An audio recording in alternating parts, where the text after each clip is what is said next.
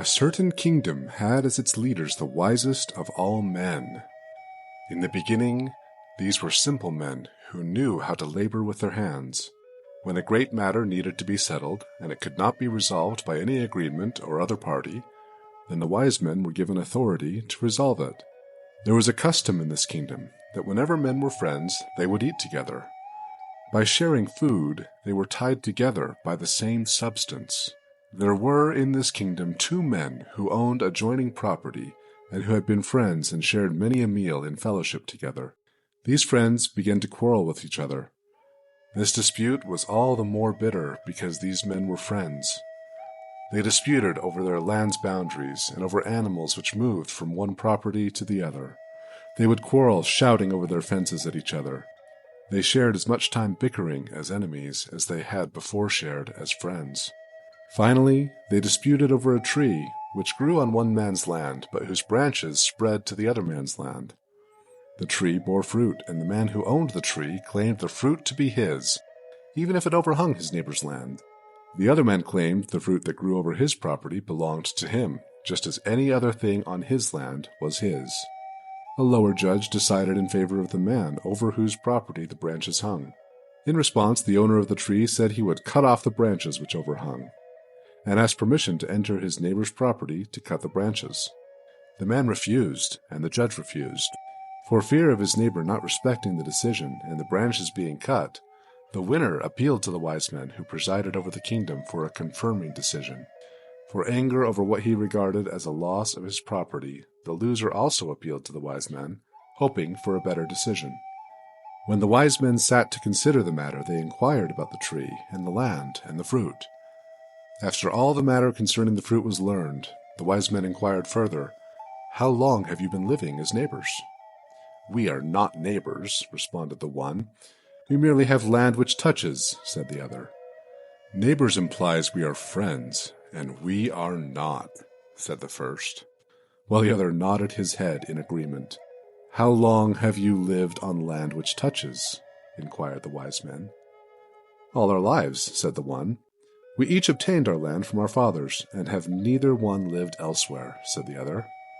"How long has the tree been growing?" they were asked. "I planted it, pruned it, watered it, and fed it for 35 years, answered the owner of the tree. "How recently has it borne fruit?" "It has borne fruit for 30 years. "How long have the branches overhung your neighbor's land?" asked the wise men, wittingly calling him a neighbor again.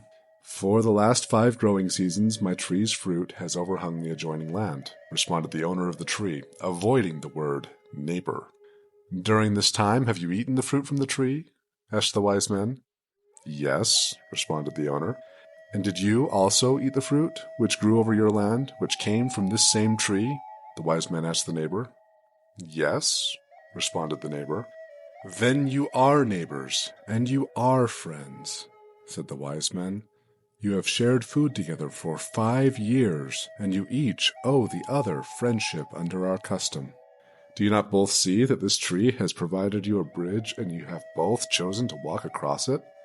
As to the owner, you have let the tree grow, while pruning it, overshadow your neighbor's land. As to the neighbor, you have let the tree grow over your land, and then fought to keep and eat the fruit so that you may again share a meal with your friend. You have acted consistently with friendship, and you are friends and neighbors." The wisdom of these words startled these neighbors, and finally convinced them both they had more in common than in dispute. They returned to their homes and continued in friendship. The kingdom kept this wisdom in memory for generations. As time passed, the original wise men died and were replaced by others. As the kingdom grew, the wise men needed to resolve increasingly difficult disputes. More questions involved both complexity and subtlety.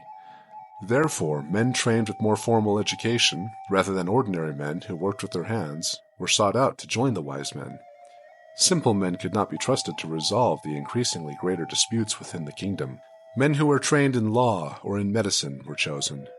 Men who had training in philosophy and theology were added.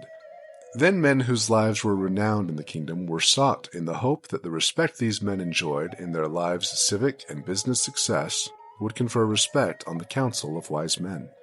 Generation after generation lived and died in this kingdom. while the wise men continued to be the final authority in matters of dispute among them. They enjoyed the universal respect of all the kingdom, for they were men of renown, men of education, and men of success. One day, a persecuted man was brought before them for judgment.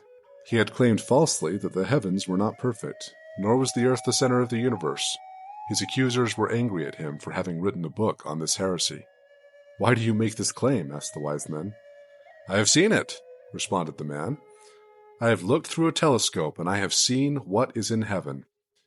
I know these things, for I have seen them, and you can know them too. I have brought a telescope with me, and if you will but look, you will see for yourself." The wise men examined the telescope carefully, then reasoned together. They responded, "This is but brass and glass, and nothing worthy of use in judging the heavens. You are defying our best learning and our wisest traditions. It was right to persecute you. You must not teach nor spread these heresies. You shall be confined and kept from speaking these things to others." The judgment was enforced, the man's books were destroyed, and he was confined to a monastery to live out his life. However, there were others who also began to use telescopes to look upward. Within a generation, there were many who had looked and seen the same thing as the persecuted, now dead, man had seen. Slowly, the deceased, persecuted man's ideas were proven by many others. 10 generations after this dispute, everyone knew the persecuted and imprisoned man was right, and the wise men had been wrong. This was troubling to the wise men of that day, as all in the kingdom now knew their wisdom had failed in a notable case from the past. Without ever saying so, the wise men began to allow fewer matters of importance to come before them. They became more and more distant from the disputes of the kingdom. They also sought for men with more training and education to avoid another mistake. The wisdom of the wise men then consisted primarily in their caution. For fear of a mistake, they said and did less and less. For fear of lacking wisdom, they sought for more and more learning. They became men whose lives were devoted to study, with the most cunning and cautious minds. For many years they added no wisdom to the kingdom by settling disputes. They only spoke of and reminded the kingdom of the great lessons from the past. Finally, the whole kingdom grew impatient from the silence of their wise men. "They have abandoned us," they thought. It was agreed among a band of citizens to put a question to them by popular request, in the hope they would wisely answer. They hoped that by asking them to answer one question for the kingdom, it may lead to much-needed guidance from the wise men in other questions facing the kingdom. The wise men were implored to consider the question, and at length met to consider the simple question put to them by the citizens of the kingdom. "Does the sun rise in the east?" Upon hearing the question, the wise men reasoned privately among themselves. This sounds like a trick. It was a question over astronomy which first created doubts over our wisdom. We must be very careful in how we answer this, for the people are trying to show us again to be foolish. If we say yes, we may be in error, for the sun changes at the equator from the east at the fall and spring equinox to the northeast in the summer solstice, then to the southeast in the winter solstice, said one of them. But if we say no, we may be in error, for whether it is the northeast or the southeast, it is always in the east, countered another. I have read of an account in ancient history in which the sun rose immediately after setting. If, therefore, this account is true, then the sun must surely have once risen in the west, added a third. I have read of an account in which the sun set, but there was no dark. Then the sun rose again the next day, but there was no darkness throughout the night. If, therefore, this nighttime light is taken into account, then the light of the sun may not depend on either the east or the west. It may be direction independent, added yet another. What sun? Asked one of the wisest. We have learned there are many suns and many planets which orbit them. We have now seen galaxies in which clusters of suns in the middle are so close, so dense, that from any planet around any of these surely suns rise in all directions and shine at all times, and there is no night. Finally, they concluded, we must know more about the question to be able to answer it. Without more, this question makes no sense. We will be trapped if we answer. To the kingdom, the wise men announced their answer to the question, does the sun rise in the east? With the reply, We cannot tell, for the question makes no sense to us.